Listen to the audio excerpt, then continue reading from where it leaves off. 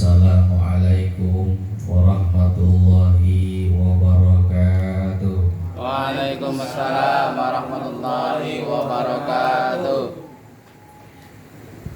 Alhamdulillah. Assalatu wassalamu ala Rasulillah Sayyidina Muhammad ibni Abdullah wa ala alihi wa sahbihi wa man tabi'ahu wa wala. La hawla wa la quwata illa billahil aliyyil azim. Amma ba'du, faqad qala Allah ta'ala fil Qur'anil Karim. A'udzu billahi minasyaitonir rajim. Bismillahirrahmanirrahim. Qul bi fadlillahi wa bi rahmatihi fa bizalika falyafrahu.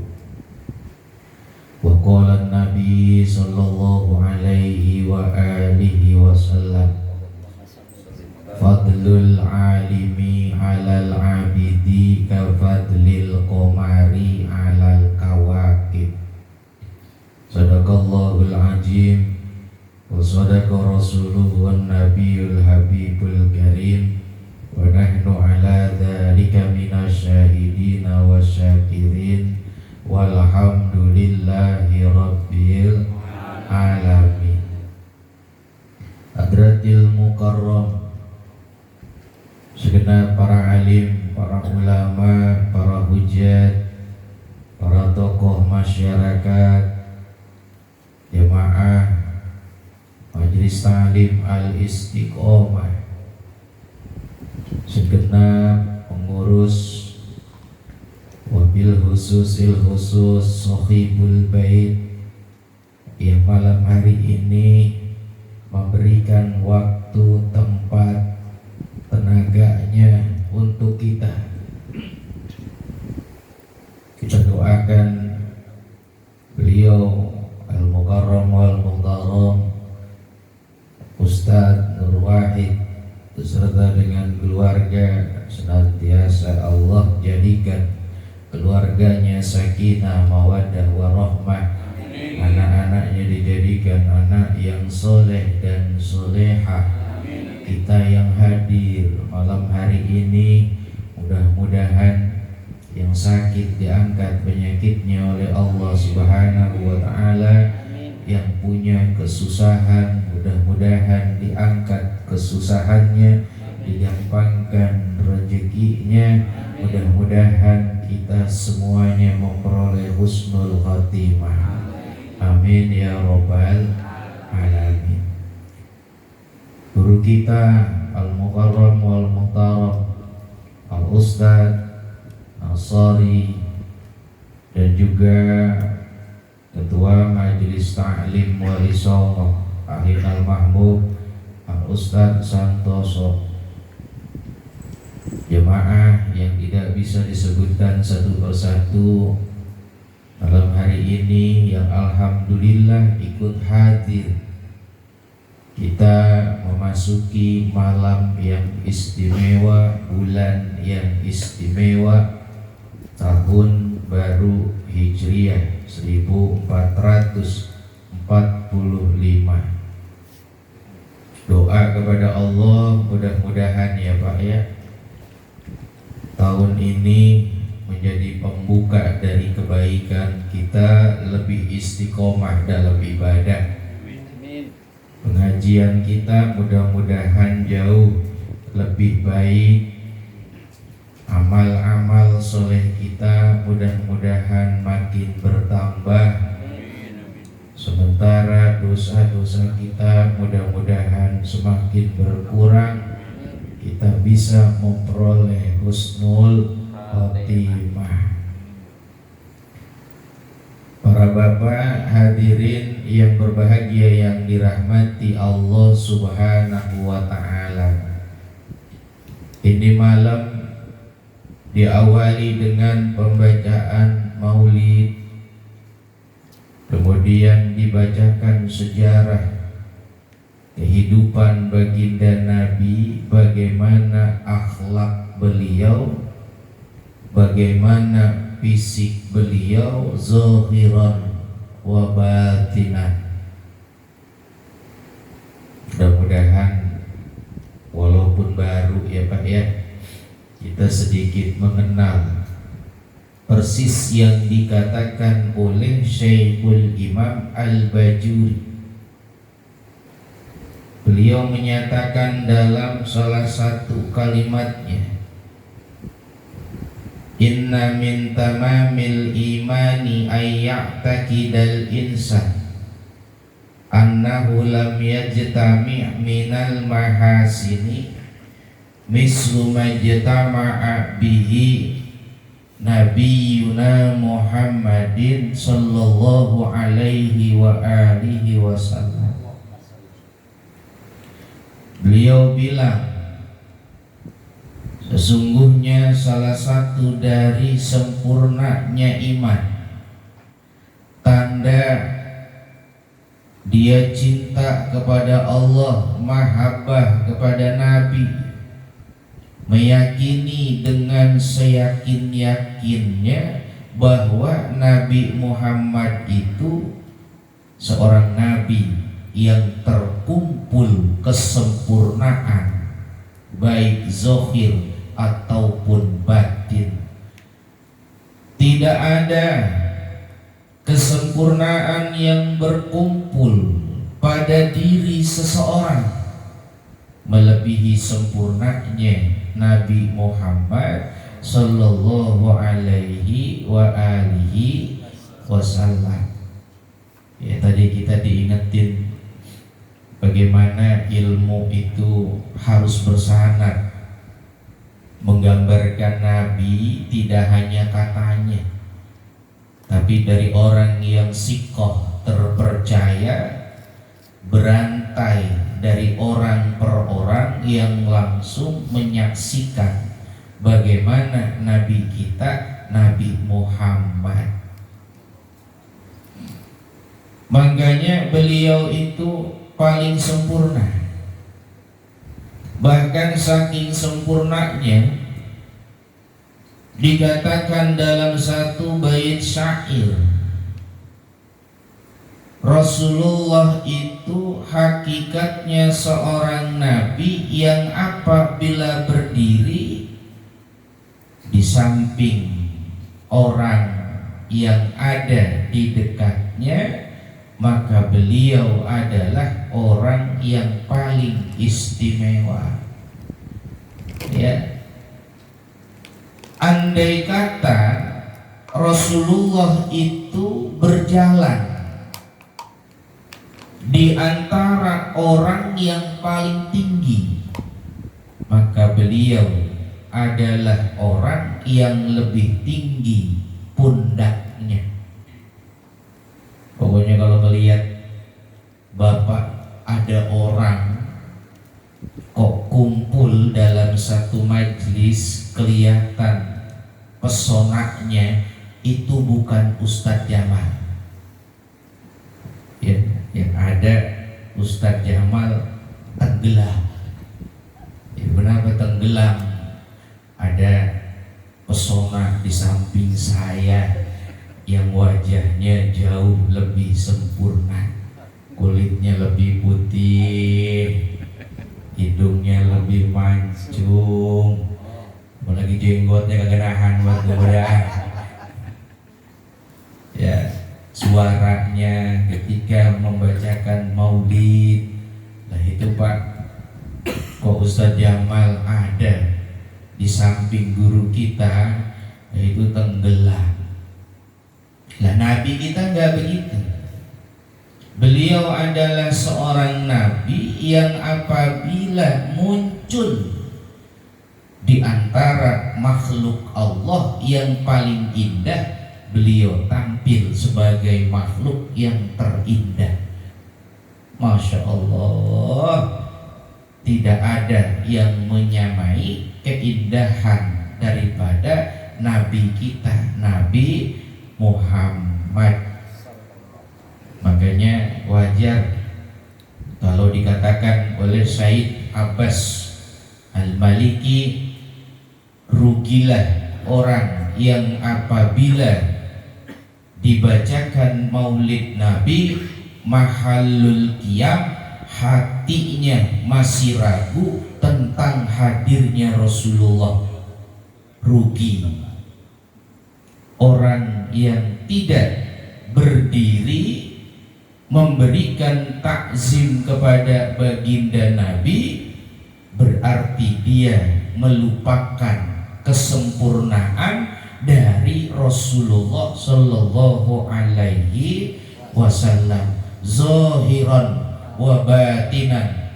Zahirnya beliau paling mulia, batinnya walaupun beliau wafat, beliau tidak meninggal sama sekali, bahkan hidup di sisi Allah Subhanahu wa Ta'ala. Cerita dikit ya Pak ya, ini sebelum masuk soal tahun baru. Dulu ada cerita Sayyid Muhammad ya bin Abbas Al-Maliki, orang tua daripada Al-Habib Muhammad bin Alwi Al-Maliki, suatu ketika berkata, setiap tanggal 12 Rabiul Awal beliau hadir maulid di Masjidil Aqsa. Begitu hadir di Masjidil Aqsa, ada seorang laki-laki. Dari awal pembacaan maulid berbeda dengan jamaah yang lainnya, dia berdiri. Nah, tadi baca maulid saya perhatikan, alhamdulillah sedikit banyak berusaha menghadirkan hati kita kepada Nabi. Ya minimal ya Pak ya, ada kopi, ada rokok. Lagi baca maulid ditahan dulu rokoknya, kopi boleh nggak diseruput, tahan, jangan tahan, ya pelan-pelan diminum, jangan tahan dulu. Minum kopinya, minum minuman yang lainnya selama dibacakan maulid, karena dibacakan sejarah paling mulia, sosok dari makhluk yang termulia. Laulaka ma khalaqtul aflak. Kalau nggak ada Nabi, nggak ada alam semesta, nggak akan ada. Ada yang dibacakan maulid, berarti di situ ada pembacaan termulia dari makhluk yang mulia, yang paling dimuliakan oleh Allah, yang mendengarnya menjadi orang yang mulia. Dan itu ada laki-laki hadir maulid berdiri, padahal belum mahallul qiyam. Ya Rabbi salli ala Muhammad, ya Rabbi salli alaihi wa sallim. Sama-sama. Ya Rabbi salli ala Muhammad, ya Rabbi salli alaihi wa sallim. Ya Rabbi balighul wasilah, ya Rabbi khussa bil fadilah.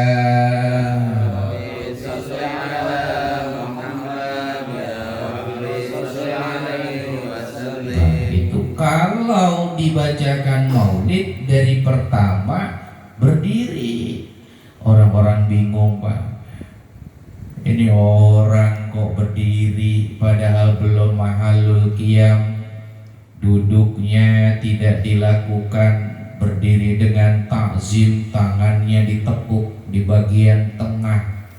Persis kalau kita di pondok pesantren ya Pak ya, kiai-kiai kita datang, mereka takjim seperti ini, Masya Allah. Ini kata Sayyid Abbas, bikin penasaran. Selepas maulid Nabi, beliau mendatangi, bertanya ikhwal, kebiasaan dirinya berdiri ketika maulid. Beliau bilang, saya dulu orang yang enggak cinta maulid. Dulu saya bukan orang yang mahabbah sama Nabi, ingkar dengan maulid. Masa Rasulullah wafat segitunya dimuliakan dengan maulid, sampai berdiri menyambut datangnya Nabi saat mahallul qiyam. Begitu mahallul qiyam, orang berdiri, saya justru duduk. Ini awalnya dulu begitu, Pak. Hingga datang masa di mana saya mimpi bertemu dengan Rasulullah, masuk ke dalam barisan orang-orang yang membacakan maulid Nabi. Itu rumah yang didatangi Nabi bukan rumah saya, tapi rumah tetangga. Sungguh tidak ada rumah yang di dalamnya dibacakan maulid. Saya menyaksikan Rasulullah hadir. Begitu Nabi hadir, saya yang sedang berdiri ingin mencoba mendatangi Rasulullah. Rasulullah menunjukkan tangannya, Fulan bin Fulan, kamu gak bisa berdiri. Masya Allah, mimpi, Pak. Jadi di mimpi itu saya mendapati Nabi datang, orang salam-salaman, saya pengen ikut salim. Rasulullah bilang, khusus untuk engkau tidak bisa berdiri. Akhirnya nggak bisa diri, bangun. Begitu bangun, saya merasakan seluruh anggota badan saya lumpuh. Masya Allah, berapa lama? 2 tahun. 2 tahun. 2 tahun berjalan, ingat sama mimpi, hati masih keras. Cumi, mimpi gitu aja dibikin bener, pasti bohong. Orang-orang yang gak percaya bahwa syariat Islam itu salah satunya berasal dari mimpi. Coba ya, Nabi Adam ketemu dengan Siti Hawa, awalnya mimpi, bangun-bangun ngeliat Siti Hawa di depan mata. Mimpi awalnya. Nabi Ibrahim menyembelih Nabiullah Ismail, awalnya lewat mimpi. Nabi Yusuf alaihi salam, beliau bermimpi melihat rembulan, kemudian dia menyaksikan bintang-bintang bersujud lewat mimpi. Ada sejarah tentang azan juga lewat mimpi. Cumi. Tapi buat Islam, walaupun mimpi, semuanya menjadi landasan syariat. Jadi jangan sepelein mimpi. Maka orang yang mengingkari Nabi kita hadir di dalam mimpinya mulai sadar, ya Rob, 2 tahun sakit, dihitung-hitung, diawali ketika saya mimpi Rasulullah tidak mengizinkan saya untuk bangun. Saya janji kalau nanti saya sembuh, mulai pembacaan maulid sebelum mahallul qiyam, saya akan berdiri sebagai tanda tobat saya kepada Nabi Muhammad Sallallahu Alaihi Wasallam. Ini jangan-jangan hilang hormat sama Nabi. Jadi ngomong kayak gitu bang tuh, ya tidur ternyata besoknya udah bangun. Makanya dikatakan sama Syekhul Imam ya Abbas Al-Maliki, semenjak itu saya berdiri menyambut pembacaan Maulid Nabi sebelum mahalul qiyam, takziman li Rasulillah sallallahu alaihi wa alihi wasallam. Sallallahu alaihi Nabi Muhammad. Ya makanya kita kudu bangga para bapak ya. Ayo jangan kita malas untuk hadir maulid, apalagi adalah saat membacakan sejarah daripada baginda Rasulullah sallallahu alaihi wasallam. Karena dengan membaca sejarah Nabi muncul rasa cinta mahabbah kepada Rasulullah. Orang tak sayang dikarenakan gak kenal.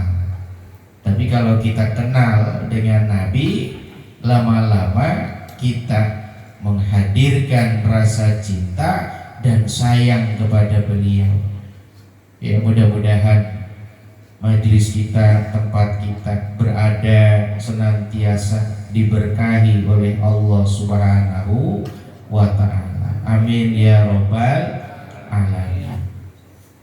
Para bapak hadirin yang berbahagia yang dirahmati Allah, hari ini kita memasuki tahun baru yang disebut dengan tahun baru Hijriyah. Dulu di zaman Nabi belum ada penanggalan daripada tahun Hijriyah. Dulu kalau Nabi beserta dengan sahabatnya, penanggalan yang digunakan adalah Amul Fil. Ngambilnya itu tahun gajah. Kadang-kadang dinisbatkan dengan peristiwa yang terjadi pada lingkungan ketika itu. Belum ada peninggalan daripada Nabi kita, Nabi Muhammad, terkait dengan tanggal 1 daripada bulan Muharram. Belum ada. Begitu Nabi wafat, kaum muslimin memiliki kekhawatirannya sendiri. Rasulullah meninggal dunia, kaum muslimin meneruskan dakwah perjuangan Rasulullah menyebarkan agama Islam, ternyata dihadapkan dengan banyak peristiwa administratif ya Pak ya. Dulu ada Sayyidina Abu Bakar menggantikan Rasulullah. Abu Bakar digantikan oleh Sayyidina Umar. Sayyidina Umar digantikan dengan Sayyidina Utsman. Sayyidina Utsman digantikan dengan Sayyidina Ali. Itu kaum muslimin. Begitu surat menyurat, ada di antara mereka yang mendatangi Sayyidina Umar. Pada saat itu beliau yang jadi khalifah, ingin mengambil surat. Tapi begitu nampak surat lama, bingung. Nah ini surat kagak ada tanggalnya. Tanggal berapa, bulan apa, tahunnya tahun berapa. Sementara kebutuhan daripada kaum muslimin harus mengagendakan surat-surat yang ada berdasarkan urutan. Akhirnya dikumpulkan oleh Sayyidina Umar membahas tentang tahun baru Hijriyah. Gimana nih kita urun rembuk? Ada orang di luar kita yang disebut Yahudi Nasrani, tanggalannya adalah tanggal Masehi kita umat Islam belum punya penanggalan apa yang bisa dilakukan. Kok ada yang berpendapat ya Pak ya, masing-masing sahabat Nabi kepada Sayyidina Umar, bagaimana kalau seandainya kaum muslimin punya penanggalan diawali di bulan Ramadan, bagaimana kalau diawali di bulan yang lain Syawal, bagaimana di bulan yang lain, semuanya itu berbeda-beda. Singkat kata, Sayyidina Ali karramallahu wajhah, beliau memberikan saran kita awali tahun yang kita punya dengan nama Hijriyah, diambil dari hijrah Nabi, karena Islam itu maju, berkembang besar sebagai umat ketika Nabi keluar dari kota Mekah. Disitulah awal hijrah baginda Nabi, menandakan Islam yang besar. Setuju? Emang orang alim ya, Sayyidina Ali, pendapatnya langsung diaminin. Lah terus kalau tahun barunya disebut Hijriyah, bulan apa ini yang menyebabkan disebutnya pergantian tahun? Di bulan apa kira-kira? Beliau bilang lagi, diambil bulan Muharram. Kenapa Muharram? Karena bulan itu kaum muslimin sudah selesai menunaikan ibadah haji yang wajib. Zulqa'dah, Zulhijjah, Muharram, disitulah kaum muslimin mengawali aktivitasnya dalam hitungan 1 tahun. Apalagi ada Asyura. Nah, akhirnya mereka bingung. Tadinya emang nggak tahu bulan apa yang harus diambil, maka diambillah pendapat Sayyidina Ali, bulan pertama sebagai bulan Muharram. Kapan terjadinya? 1445 tahun yang lalu. Pak ya, sekarang kita tahun berapa ya? 1445 Hijriah. Nah, dari ribuan tahun kita meninggalkan sejarah yang kemudian dikemas oleh pendahulu-pendahulu kita. Tuh ya, makanya kita bersyukur kepada Allah Subhanahu wa taala bahwa kaum muslimin memiliki penanggalannya sendiri. Kita harus mahabbah, cinta dengan apa yang diajarkan oleh para alim ulama kita. Ini pula yang kemudian dikatakan oleh alim ulama, laisa bikulli bid'atid dolalah, bukan menjadi hal yang umum bahwa tiap-tiap bid'ah adalah sesat.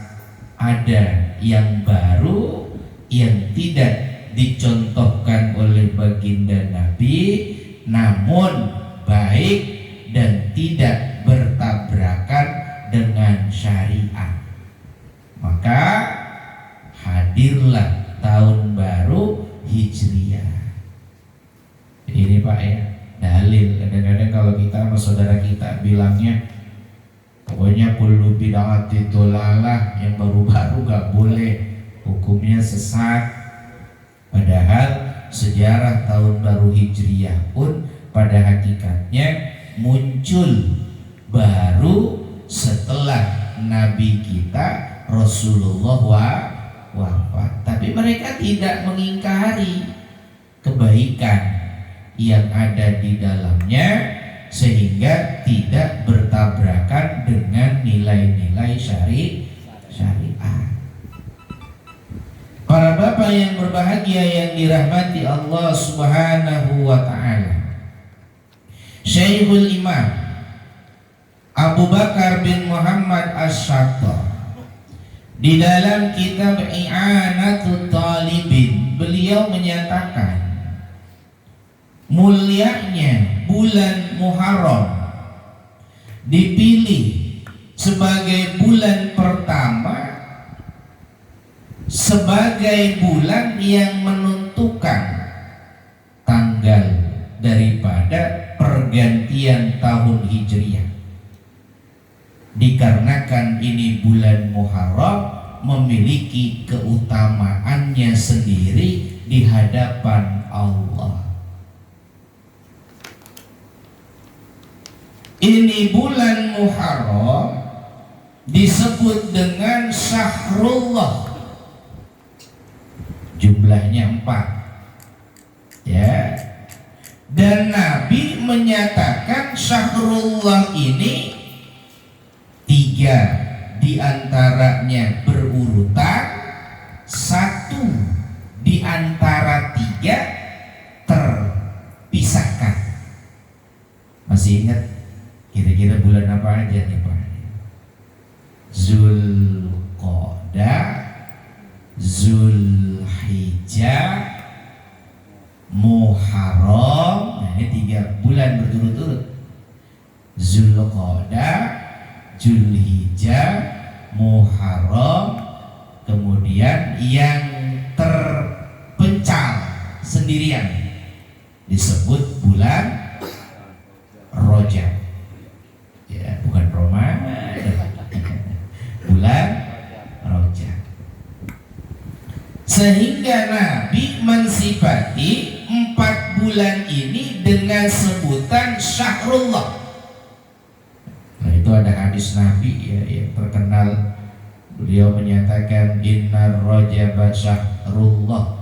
Rajab itu bulannya Allah, wa Sya'bana syahri. Sya'ban itu bulannya Nabi, wa Ramadhana syahru ummati. Bulan Ramadan itu adalah bulan umat Nabi Muhammad. Ada apa di bulan Muharram? Keutamaan yang keutamaannya disifati bagaikan keutamaan Tuhan kita, yaitu Allah Subhanahu wa ta'ala dibandingkan makhluk-makhluknya. Ini filosofisnya gede. Bulan haram bagaikan utamanya Allah dibanding makhluk-makhluknya. Di sini ada pemahaman ini bulan haram memiliki keutamaan yang jauh lebih besar dibandingkan bulan-bulan yang lain di sisi Tuhan kita. Makanya Syekhul Imam Ibnu Abbas beliau mengatakan, siapa yang memasuki bulan dengan sebutan Syahrullah, tanda mulianya itu bulan karena bersanding dengan nama Allah yang paling mulia. Apa mulianya? Diberikan pahala berpuluh-puluh kali lipat dibandingkan bulan yang lain. Sementara dosa juga dikali lipatkan oleh Allah Subhanahu wa ta'ala. Dulu ada riwayat orang yang biasa jadi begal, perampok, kalau masuk bulan haram, ya Pak ya, ini perampok budiman, perampok yang ikut ngaji sama kiainya, itu katanya memasuki bulan haram, rampoknya libur. Kenapa bang kagak ngegarong lagi? Takut saya bulan-bulan haram. Kalau saya ngerampok, dosanya lebih gede dibandingkan bulan-bulan yang lain. Pahala bagi kebaikan lebih besar dikali lipatkan oleh Allah Subhanahu wa ta'ala. Saya nanti ngerampoknya di bulan yang lain aja dah. Bulan apa bang? Ya pokoknya selain yang 4 itu. Masya Allah. Nah itu katanya gara-gara begitu tuh. Ya. Ini perampok justru mendapatkan hidayah dari Allah Subhanahu wa ta'ala. Karena ada riwayat yang mengatakan tentang Rasulullah. Dulu Nabi dengan sahabatnya bernama Sauban. Itu nanti Bapak kalau nanti punya kesempatan, punya duit dikit, beli kitab ya Pak ya. Namanya kitab Dzurratun Nasihin. Syekh Utsman bin Ahmad Asy-Syakir itu sampai menuliskan kisah ini. Dikatakan Sauban beserta Nabi, beliau diikutkan berziarah ke sebuah makbarah. Makbarah itu tempat orang meninggal dunia. Begitu Nabi sampai makbarah, beliau Rasulullah nangis, menitikkan air mata. Sauban penasaran, ya Rasul, saya gak pernah ngelihat Nabi datang ke makbarah nangis, menitikkan air mata, lebih sedih dibandingkan di tempat yang lainnya. Kata Nabi, Sauban, kalau engkau tahu apa yang terjadi dengan saudaramu, sungguh di dalam kubur-kubur mereka sedang disiksa. Andai kata mereka yang disiksa 1 hari saja beramal soleh di bulan haram, niscaya mereka enggak diazab di kuburnya. Tuh. Ini riwayat ya Pak ya, dari sahabat Nabi yang bernama Sauban tentang orang yang memuliakan bulan haram dimuliakan oleh Allah Subhanahu wa ta'ala. Ya Rasul, apakah orang yang memuliakan syahrullah dengan sholat, puasa bisa menjadikan amal-amal mereka sebagai penebus dari azab kubur? Kata Nabi, tidak ada kemuliaan seorang hamba yang memuliakan hari-hari Allah melainkan dimuliakan oleh Allah Subhanahu wa ta'ala. Ini ya Bang ya, makanya ada keterangan tadi tuh di dalam kitab I'anatul Talibin Syekhul Imam Muhammad bin Abu Bakar Asy-Syato, bahwa bulan haram kaitannya dengan bulan Muharram disunahkan melakukan banyak amal-amal soleh. Muliain Pak, ya muliain. Di sini ada yang masih berantem sama tetangga, kagak ngobrol-ngobrolan. Ada? Hah? Lalu ngopi diem aja itu. Ngobrol Pak, ngobrol. Nanti jadi pada berantem. Hah? Lagi serius? Lah itu masuk bulan haram, udahan. Tahan dulu berantemnya. Ya. Kita bikin perjanjian gencatan senjata. Jangan dulu berantem ya Bang ya. Masuk ini bulan Muharram, jangan dulu kita bertengkar. Di antara kita dikatakan oleh beliau sunnah 12 perkara yang seyogyanya bisa diambil oleh kita yang ingin memuliakan bulan Muharram. Apa yang pertama? Yang pertama adalah as-siyam, melaksanakan ibadah puasa ya Pak ya. Jadi ada ungkapan yang dikeluarkan oleh Syekhul Imam Jalaluddin As-Suyuti.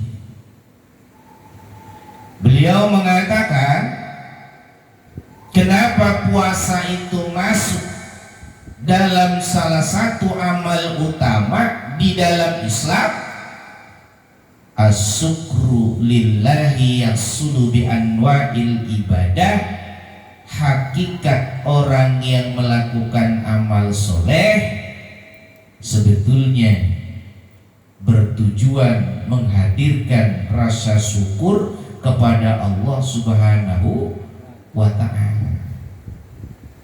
Minha asyam,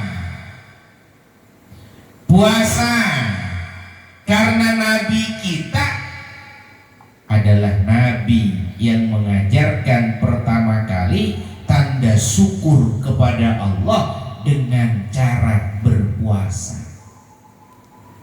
Kita masih ingat ya Pak ya, dulu sahabat bertanya kepada Rasulullah, ya Rasulullah, limadza anta suma yaumal isnaini? Wahai baginda Nabi, boleh kami nanya, kenapa engkau puasa di hari Senin?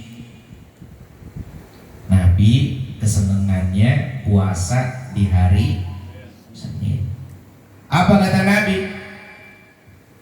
Wadzalika yaumun wulidtu. Itu hari Senin, hari saya dilahirin. Ya. Wa uhibbu ana asuma, saya senang kalau puasa di hari Senin. Kenapa? Asyukru lillah, menghadirkan rasa syukur, sudah dianugerahkan oleh Allah kesempatan umur panjang, hidup di dunia, lahir di hari Senin, saya puasa setiap hari Senin. Jadi Nabi kita ngajarin pertama bersyukur kepada Allah dengan cara puasa. Ditanya, bagaimana dengan Kamis? Oh, Kamis. Nabi kita senangnya puasa Senin, puasa Kamis. Dijawab, hari Kamis hari di mana diangkatnya amal-amal ibadah dari seorang hamba. Fihi yaumun turfa'u a'malul ibad.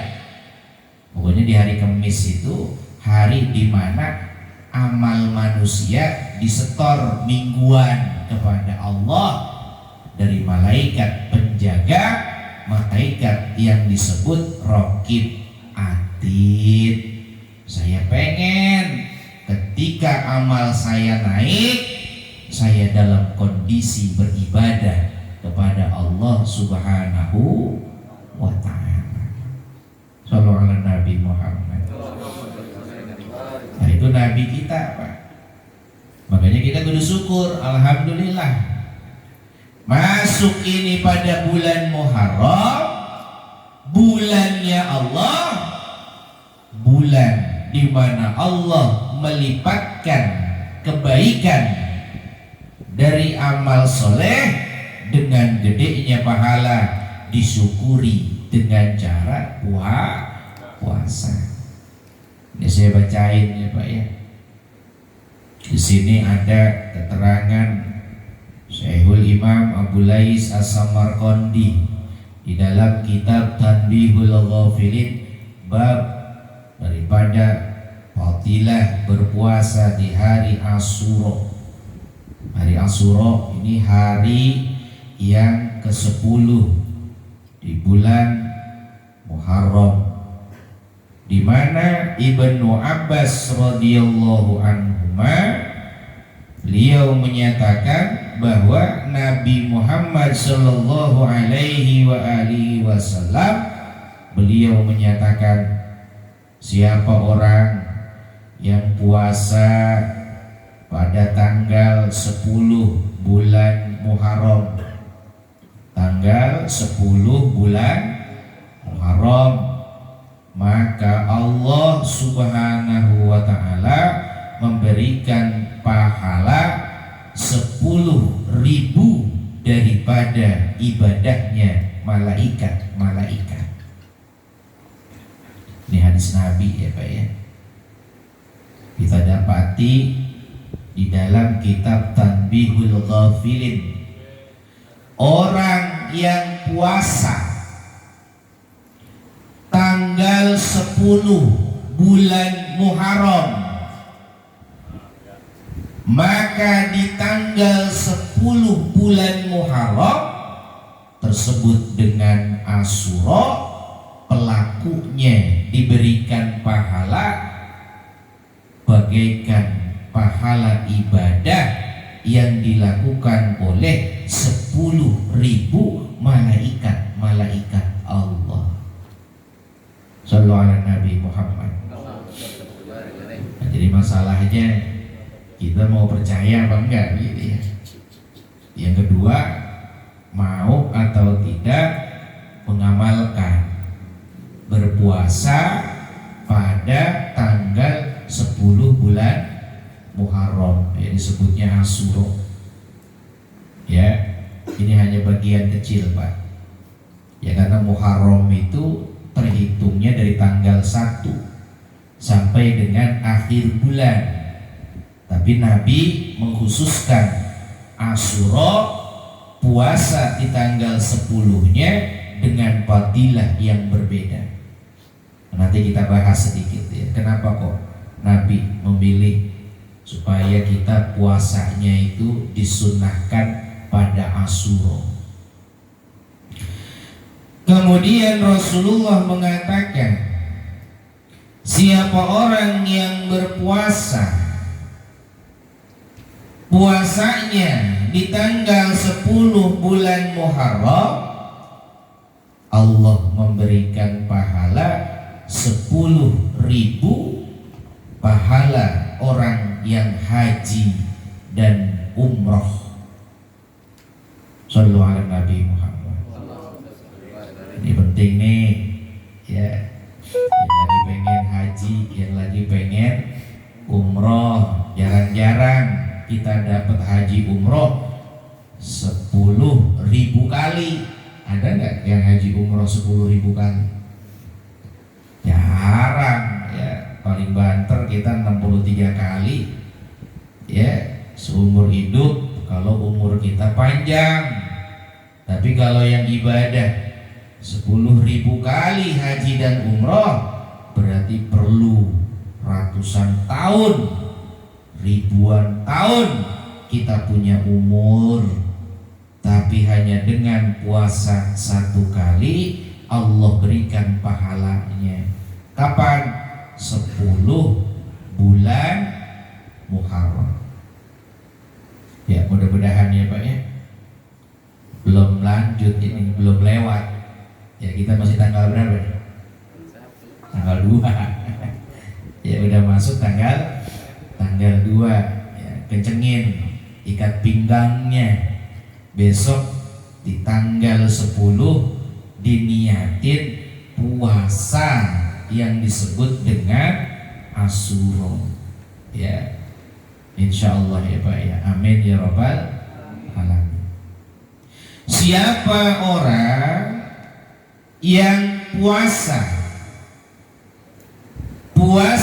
dia di tanggal 10 bulan Muharram, Allah berikan 10.000 pahala daripada orang yang mati syahid.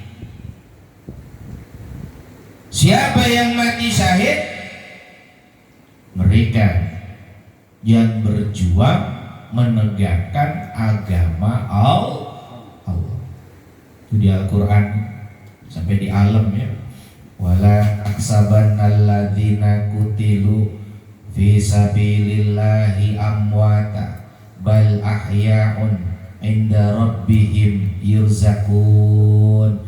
Janganlah kalian mengira orang yang berjuang kemudian mati di jalan Allah, mereka mati dalam kehidupannya, bahkan mereka hidup di sisi Allah dengan mendapatkan rezeki, dapat karunia dari Allah Subhanahu wa ta'ala. Ya mudah-mudahan ya Pak ya, kita mah baru berjuangnya datang ke majelis taklim, bukan perang Pak, bukan perang. Datang ke majelis taklim, di majelisnya ada kopi, ada rokok, bukan ngelawan musuh, tapi melawan ngantuk dan nafsu kita. Betul apa betul? Ini ada yang pengen pulang, gue tahu ini dari tadi ini. Ya, udah soal toel yang sebelah ya. Lama banget Ustaz Jamal, lama banget ngajinya ya, gue mah. Ya, biasanya ngaji sambil berdiri, cengar-cengir, sekarang kayaknya semangat banget ngajinya ini. Ngantuk dah. Sabar ya Pak ya, tahan supaya dapat fadilah 10.000 orang yang mati Siapa orang yang mengusap tangannya di atas kepala anak yatim tanggal berapa? 10. 10-nya Muharram, disebutnya Asyura. Kita nyebutnya lebaran anak yatim. Ini ada yang kadang-kadang suka usil lebaran anak yatim. Lebaran cuma 2, Idul Fitri, Idul Adha. Lah segala ada anak yatim lebaran. Gak ngaji lu berarti norak. Maksudnya Nabi menghususkan Asyura dengan amaliyah mengusap kepalanya anak yatim. Nih fadilahnya Pak. Mudah-mudahan majelis kita nggak kelewat ini. Mumpung kencleng baru pada datang, ditebok. Besok ada berapa duit lebihnya, pokoknya anak yatim jangan sampai lewat. Ya, kawal terus. Baju hijau, ada baju hijau. Jangan sampai lewat. Ada anak yatim, jangan sampai tidak dapat kebaikan dari kita menyentuh kepala-kepala mereka. Apa kata Nabi? Dilakukan di tanggal 10 Asyura, Allah angkat derajat mereka yang mengusap kepalanya, walaupun hanya sekedar mengusap, tiap-tiap rambutnya diberikan pahala oleh Allah 1 derajat. Sallallahu alaihi Nabi Muhammad. Artinya Bapak besok gak usah megang duit dengan amplop, cukup ada bocah anak yatim bucek-bucek tuh palanya gitu. Bucek. Ya usahain yang rambutnya gondrong, kita nyarinya yang rambutnya gondrong. Yang palanya cepak gimana Ustaz? Yang pala cepak dia masih ada kali ya, tumbuh rambutnya ya. Gitu. Kita ambil juga, kita usap-usap kepalanya, nggak usah ngasih duit. Kata Nabi, cukup ngegerakin tangan doang, bikin seneng hati daripada anak yatim. Diusap kepala, itu tanda daripada mahabbah, cinta kepada mereka, bikin mereka berbunga, hatinya menjadi bangga. Itu katanya 1 rambutnya 1 kebaikan, diusap.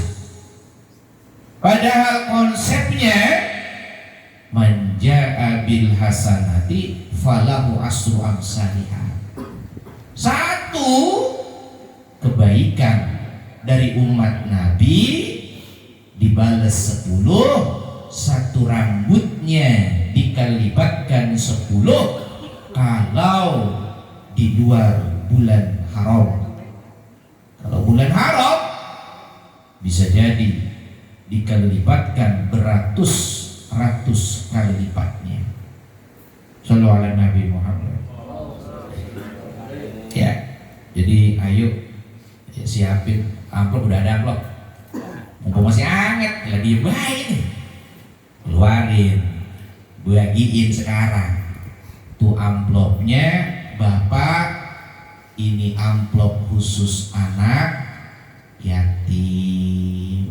Ya, mudah-mudahan kita dapat ya Pak ya fadilahnya. Saudara-saudara kita, kenapa disebut lebaran anak yatim? Oh, ternyata Nabi mengkhususkan keutamaan amal soleh dilakukan kepada anak yatim pada tanggal 10 daripada bulan Muharram, disebut dengan Asyura. Jangan sampai lewat ya. Bagiin. Nah, ketua majelis mah jangan disebut yatim, udah buang kotan.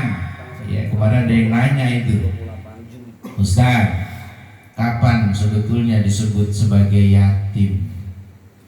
Ya, jadi kalau di dalam kita punya syariat, orang disebut yatim ketika meninggal daripada ayahnya, walaupun kaya raya.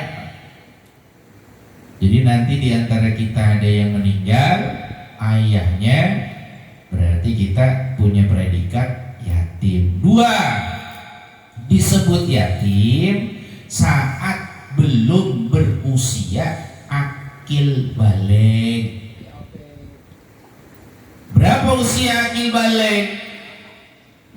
Bagi perempuan ditandai dengan haid 9 tahun.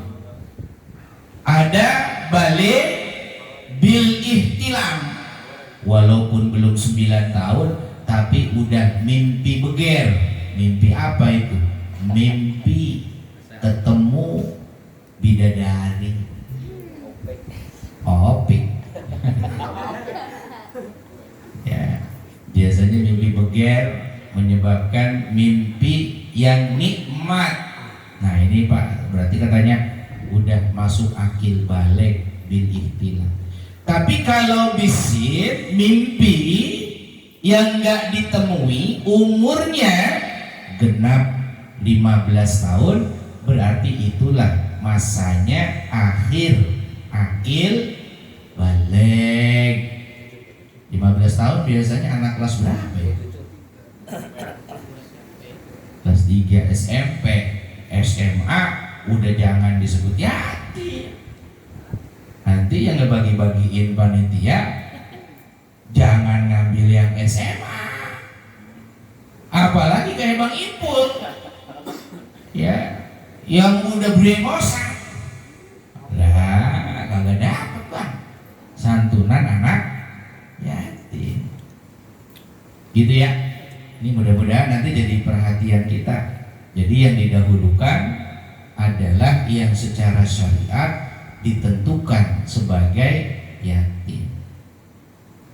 Kemudian disebut yatim dikarenakan tidak mampunya untuk hidup berdikari sendiri, menghidupkan bagian nafkah. Nah, makanya dia lemah sehingga kudu dibantu. Kalau dalam satu rumah ada 4 anak yatim, panitia ngasihnya 4. Ini kadang-kadang panitia pelitnya naudzubillah ya, didata kakak 4 siapa yang janda, lihat 1, 2, 3, Ustadz itu anaknya almarhumah banyak 10 orang, berarti dia dapat 10 amplop. Kita kasih B ya, 2 ya, kasih yang lain aja. Gak boleh. Kalau emang ada 10 anak yatim, kasih 10-10-nya. Yang penting hitungannya dia adalah orang yang belum akil baligh. Bang ya. Ini nanti mudah-mudahan kita cari ya, kalau emang ada tetangga kita yang demikian, dahulukan yang paling dekat. Yatim min jihatil abi tidak berlaku bagi hewan. Awas nanti ini kucingnya ngejaka, kok ini kudu disantunin ini. Ya, bagaimanapun ini bulan Asyura, ini bulan Muharram, yatim ini kemarin baru modarin bapaknya. Kagak. Kalau hewan nggak disantuni dengan yatim. Kenapa? Hewan disebut yatim laisa min jihatil abi bal min jihatil ummi. Kalau hewan disebut yatim kalau ibunya yang mati disebutnya yatim. Tapi kalau hewan bapaknya masih ada, itu kagak punya malu, garong, makanya disebut kucing garong. Kenapa? Punya anak yang merawat emaknya. Betul apa betul? Kalau hewan. Tapi kalau manusia enggak, Pak. Kalau manusia lahir yang merawat bapaknya. Merawat apa maksudnya? Merawat kehidupan dari makan zohir batinnya. Kalau hewan kagak, ibunya yang nyari makan. Ada ayam, coba lihat ayam. Ya, yang ngerem siapa yang ngerem? Induk. Ya, udah pecah. Yang nyari makan siapa? Induknya. Bapaknya kemana? Kawin maning. Pergi kemana-mana itu. Tuh, ya ibunya tuh yang nyari makan. Saya nggak pernah lihat ayam bapaknya nyapi anaknya sendiri. Pernah nggak, Pak? Nggak pernah. Tuh gitu. Makanya disebutnya yang yatim adalah ketika mati induknya. Tapi kalau manusia enggak. Disebut yatim kalau yang wafat adalah ayahnya. Ya, nah mudah-mudahan kita bisa mengambil bagian daripada amal soleh yang diajarkan oleh Nabi kita, Nabi Muhammad Sallallahu Alaihi Wasallam. Siapa orang yang memberi makan tidak hanya kepada yatim tapi kepada mukmin. Kapan? Malam tanggal 10 Asyura dia bagaikan memberi makan kepada seluruh umat Nabi Muhammad Sallallahu Alaihi Nabi Muhammad. Nah ini maksudnya gimana nih? Maksudnya begini, Bang.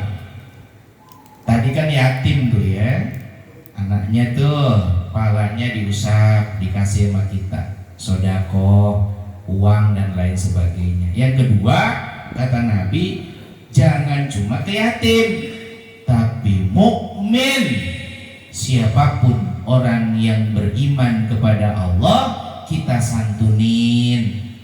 Maka nanti di dalam keterangan kitab I'anatul Thalibin, Syekh Muhammad bin Abu Bakar As-Satta menyatakan at-tawassu 'alal iyal wan nafaqatu minhum masuk dalam kategori hadis Nabi ini. Jadi ngasih makan sama keluarga, ngasih uang sama keluarga jauh lebih besar di bulan ini dalam rangka memuliakan bulan Muharram. Besok jalan-jalan, Pak, tanggal 10. Bininya ajakin keluar makan bakso. Ustaz, susah makan bakso. Berarti tukang baksonya bawa ke rumah. Baksonya itu kasihin ke keluarga. Bapak biasanya kalau jalan-jalan bawa anak bini hari apa? Minggu. Besok ancer-ancernya tanggal 10 bulan Muharram. Malamnya ajakin tuh. Bu, dia cek. Tuh, ibu mau pilih apa? Mulai dari emas intan permata sampai celana dalam, silakan pilih. Begitu sunnah ya. Ngangguk-ngangguk doang begini perasaan saya bilang ledek gitu. Lah ini mah kantong bolong, bisa-bisa habis ya. Nafaqatul alal iyal jauh lebih utama, didahulukan pada ini malam saking mulianya Asyura. Insya Allah ya Pak ya, Insya Allah ya. Yang punya duit ya, ayo kasihin nama keluarganya, ayah ibunya, saudara-saudaranya. Dia akan dimuliakan oleh Allah Subhanahu wa ta'ala. Terakhir, sahabat bertanya, ya Rasulullah, sungguh betapa Allah berikan keutamaan pada ini Asyura, sampai amal-amal di dalamnya digedein pahalanya. Emangnya ngapa sih? Ada apa sih? 10 Muharram Asyura, ada apa sebenarnya? Nih biar Bapak paham Pak ya, kenapa Nabi milihnya itu tanggal 10 supaya digedein dengan yang namanya amal soleh. Rasulullah mengatakan Asyura berbeda dengan hari-hari yang lainnya. Allah menciptakan langit dan bumi ada di hari Asyura. Allah menciptakan gunung Asyura, menciptakan laut Asyura, menciptakan Lauhul Mahfuz Asyura, menciptakan kolam Asyura. Allah menciptakan Nabi Adam Asyura, menciptakan Siti Hawa Asyura, menciptakan surga Asyura, memasukkan Nabi Adam ke dalam surga Asyura. Nabi Ibrahim dilahirkan di hari Asyura, diselamatkan oleh Allah dari api Asyura. Banyak lagi nih kalau disebutin, nggak udah-udah. Termasuk tentang Nabi Musa yang diselamatkan dari Fir'aun, adanya di hari Asyura. Nabi Yunus masuk ke perut ikan, keluar Asyura. Nabi Nuh bahteranya diselamatkan dari banjir Asyura. Bahkan Nabi Isa alaihissalam diangkat ke langit, diselamatkan dari tiang salib Asyura. Makanya nanti Asyura itu menjadi hari yang paling istimewa. Ini ya Pak ya, mudah-mudahan bisa kita pahami sepenggalan tentang yang dinyatakan oleh baginda Nabi, amal-amal yang bisa dilakukan pada bulan Muharram. Tadi apa itu? Puasa, kemudian menyantuni anak yatim, mengusap kepala anak yatim, kemudian memberikan makan dan minum kepada orang-orang mukmin. Tambahin dikit, biarin, tahan. Ya sabar, ikhlas kan nih ngaji nih. Ikhlas. Ya lagu dulu ikhlas lu ngaji mah. Ya kagak ikhlas gua pulang. Beliau mengatakan, selain yang tadi dikatakan oleh baginda Nabi bisyam, ya, adalah taklimul azfar, memotong kuku, Siapa yang kukunya panjang-panjang, Bang, tahan tanggal 10 nanti itu potong kukunya, tanggal 10 ya, potong kukunya nanti ya, tanggal 10. Ustadz belum numbuh, gimana? Potong kukunya, potong, walaupun dikit, potong. Sunnah taklimul azfar.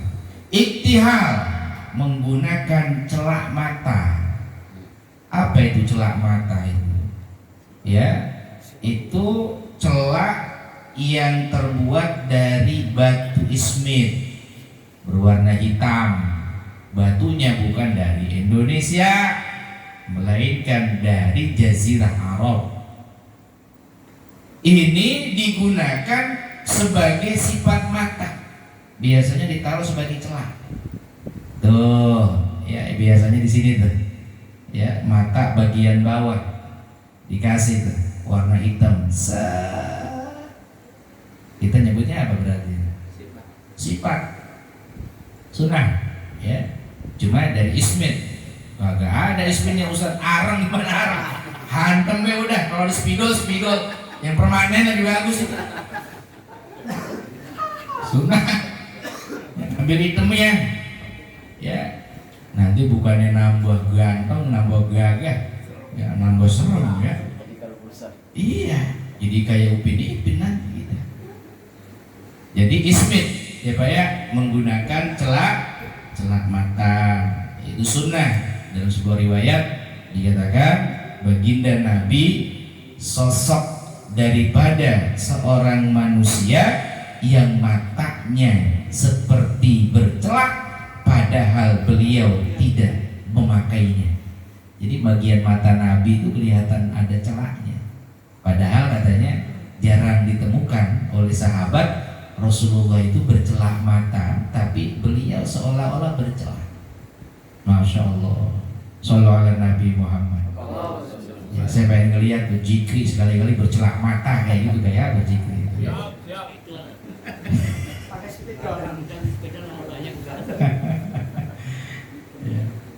Selain iktihal, taklimul azbar, silaturrahim. Sunnah hukumnya menyambung silaturrahim di ini bulan. Ayo Bang, ya kita mah biasanya kan ngambilnya mau Ramadan dan akhir Ramadan, biasanya tanggal 1 Syawal tuh pada lebaran halal bihalal. Ini kita punya bulan hebat ini, bulan hebat Muharram. Sunnahnya silaturahim, datengin keluarga kita yang keputus, sambung ya, jangan sampai hilang obor. Kenapa disebut hilang obor? Lah babak lu dulu mah masih hidup, suka datang sama saudara-saudaranya. Begitu babak lu mati, sampai sekarang gak ada yang datang. Bisa ada 30 tahun belum pernah nengokin saudara sama sekali. Habis bapak udah kagak ada, males saya. Nggak boleh. Nyambung Bang, nyambung. Silaturahmi adanya di ini bulan Muharram. Ziyaratul alim, datengin guru-guru kita, khususnya pada saat bulan Muharram, Asyura. Kalau bisa tanggal 10 ziarah ini kita. Tahu kapan jadinya, tahu ziarah dari dulu-dulu. Kalau ada jadi kita ya. Ini kayaknya bulan Muharram cocok ini. Ya, top markotop. Ini kayaknya kudu diagendain ini. Ziarah ke tempat saya, Bang. Ada ngapu-ngapu dah. Ya, lu ziarah susah keluar, Bang. Ya dia kan ke Ustaz Jamal. Assalamualaikum.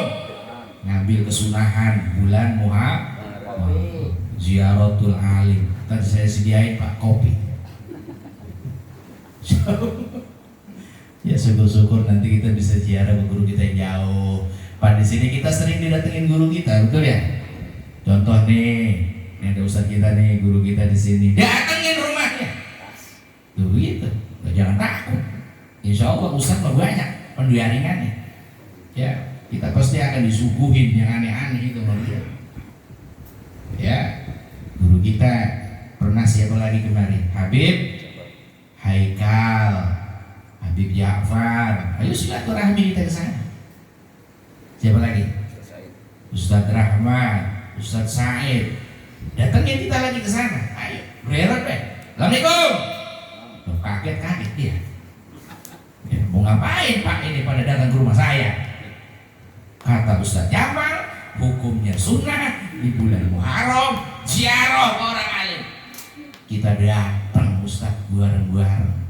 Alhamdulillah. Romanya orang hoji amat itu kan ya. Bareng-bareng ketemu guru ya. Mudah-mudahan ya Pak ya. Mudah-mudahan ya.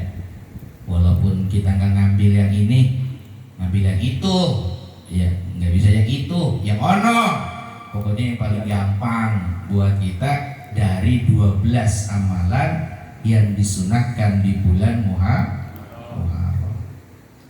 Apalagi selain ziaratul alim, iyadatul marid, jenguk orang yang pada sakit. Di kita siapa nih yang pada sakit? Nggak sakit sih Ustadz, alhamdulillah. Muncul satu bayi perempuan di kakak 4, ya pas banget bulan Muharram. Lah terus kita datangin bareng-bareng yuk. Lah ayo. Siapa? Ya Pak ya. Dulu Jikri punya anak, ya bulan Maulid. Namanya siapa namanya? Maulidah. Sekarang Risman punya anak perempuan, namanya siapa kira-kira? Surah Surawati. Ya. Kenapa itu? Tabarukan, ngambil berkah daripada bulan Muharram. Iya, itu mana nanti dikembaliin lagi sama bapak mamanya. Ya, mudah-mudahan jadi doa yang baik. Ya. Intinya kita nggak mau menghilangkan kebaikan sekira-kira bisa kita raih dalam amaliyah sehari kita. Selain daripada iyadatul marid, yang tak kalah penting adalah membaca Al-Quran surah Al-Ikhlas. Ya beliau bilang Pak ya, banyakin ini bulan baca surah Al-Ikhlas 1000 kali. 1000 kali, 1000. Kalau misalkan bisa 10.000 silakan. Qul huwallahu ahad, Allahus samad, lam yalid wa lam yulad wa lam yakul lahu kufuwan ahad. Ya, baca bagian daripada surah Al-Ikhlas. Kalau sudah Al-Ikhlas diperoleh, tambahkan dengan as-sholat.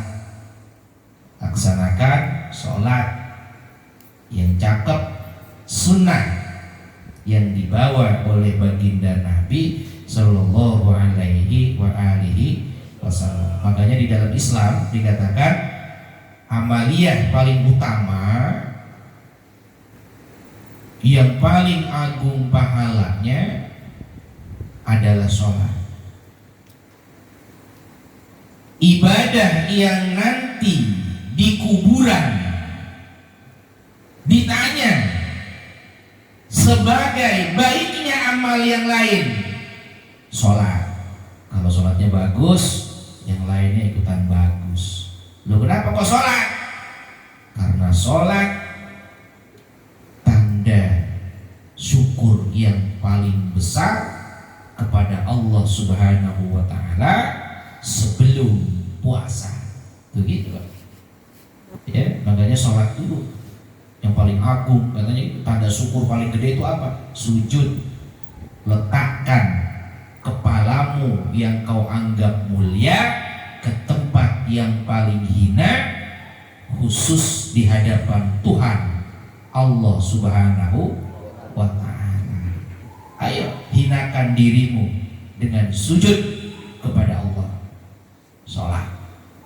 Tapi kalau puasa masih belum. Puasa itu masih bisa ngangkat pala, tapi kalau sholat, pala kita harus sejajar dengan kaki yang paling hina. Makanya paling utamanya ibadah adalah sholat. Para bapak, inilah pengajian kita kaitannya dengan bulan Muharram. Ya, kita tahu tadi Allah pilih di Muharram ada Asyura. Kenapa ada Asyura? Karena ada peristiwa-peristiwa besar yang menunjukkan kehebatan daripada Allah Subhanahu wa Ta'ala. Mudah-mudahan diparingi sehat semua, ya. Kita semuanya, keluarga kita, yang penting adalah saat kita bisa beribadah kepada Allah dengan ketaatan kita. Amin ya robbal alamin. Terakhir Pak, kita baca doa. Ini saya kok mendapatkan sebuah riwayat bahwa di bulan ini Muharram menjadi makbul kita punya doa bila mana memohon kepada Allah perlindungan dari setan. Berapa lama perlindungan? Yang 1 tahun ya Pak ya, 1 tahun. Karena nanti hitungannya dalam hitungan tahun ini sampai dengan tahun berikutnya kita mendapatkan perlindungan dari Allah Subhanahu wa Ta'ala. Kita nggak baca doa awal dan akhir tahun karena doa akhir tahun itu sudah dibacain kemarin. Pada baca kagak itu? Dibaca kagak? Insya Allah udah ya. Apalagi kalau di masjid-masjid. Nah ini dalam sebuah riwayat dikatakan di dalam kitab Kanjus Surur ya, ini ada doa yang apabila dibaca selama 10 hari pertama bulan Muharram, seharinya 3 kali. Nanti saya share di grup ya. Siapa yang membaca doa ini, dia akan terjaga dari gangguan setan selama 1 tahun penuh. Suka kehilangan duit. Penting ya, di malam sehari 3 kali sampai nanti tanggal 10 bulan Muharram. Nanti saya share di WA grup yang termasuk nanti majelis Wali Songo ya. Nanti kita mintakan kepada jemaah yang lain supaya dapat ya. Kemarin kita ngaji kan libur ya, iya libur ya, jadi nggak apa-apa ya, nanti di share lewat WA. Mudah-mudahan dengan begitu ini malam jadi berkah untuk kita bersama. Ya, nanti kita bacakan redaksi artinya supaya lebih memahami ya Pak ya. Kalau paham artinya, memahami maknanya, insya Allah kita lebih khusyuk memohon kepada Allah Subhanahu wa Ta'ala. Ala hadiniyah wa ala kulli niyatin salihah wa ila hadratin Nabi Muhammadin Mustafa Rasulullah sallallahu alaihi wa alihi wasallam. Al-Fatihah. A'udzu billahi minasyaitonir rajim. Bismillahirrahmanirrahim.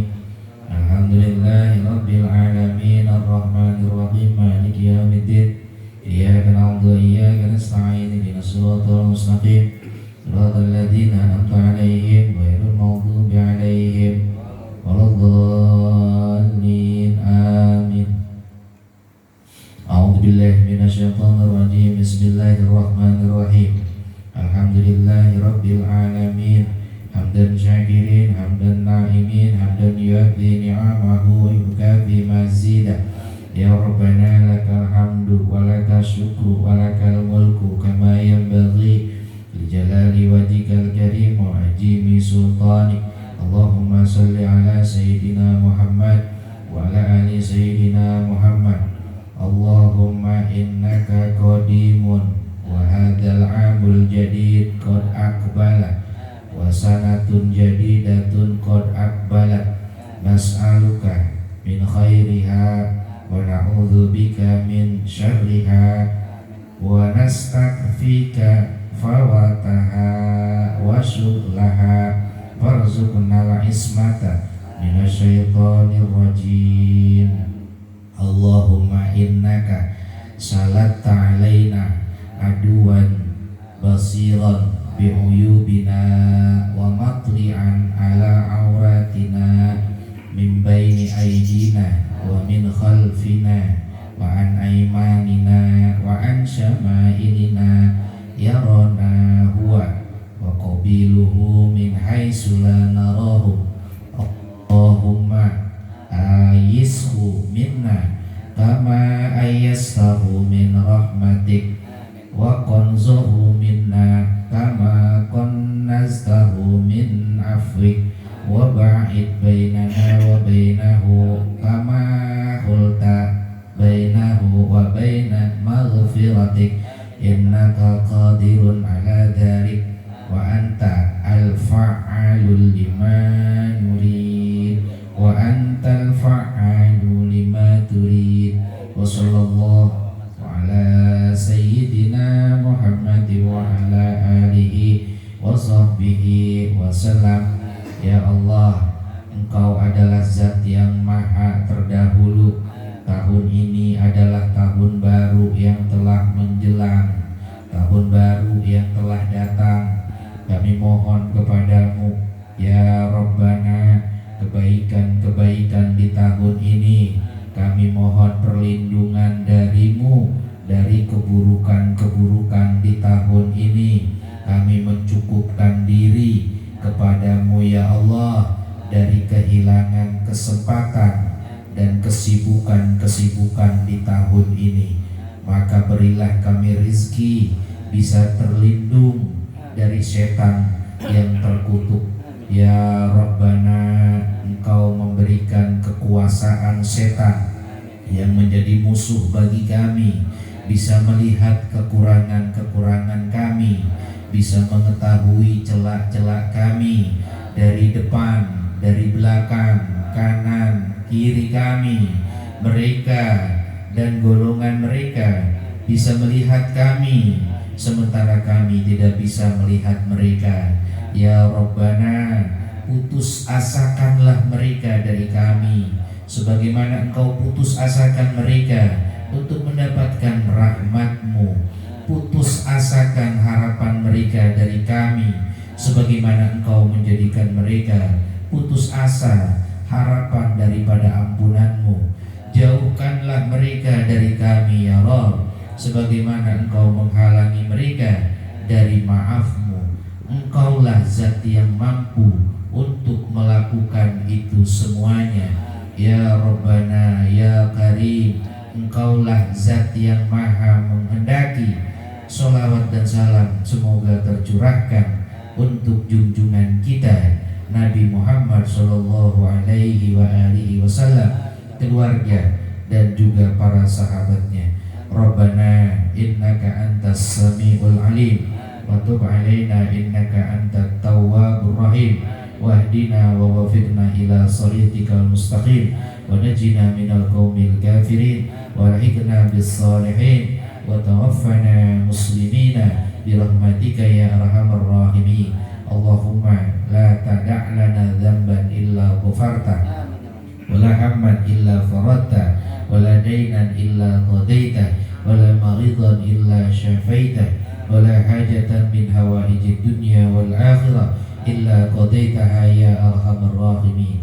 Allahumma rabbana atina fid dunya hasanah wa fil akhirati hasanatan wa qina adzabannar bifadlika subhana rabbika rabbil izzati amma yasifun wa salamun alal mursalin walhamdulillahi rabbil alamin.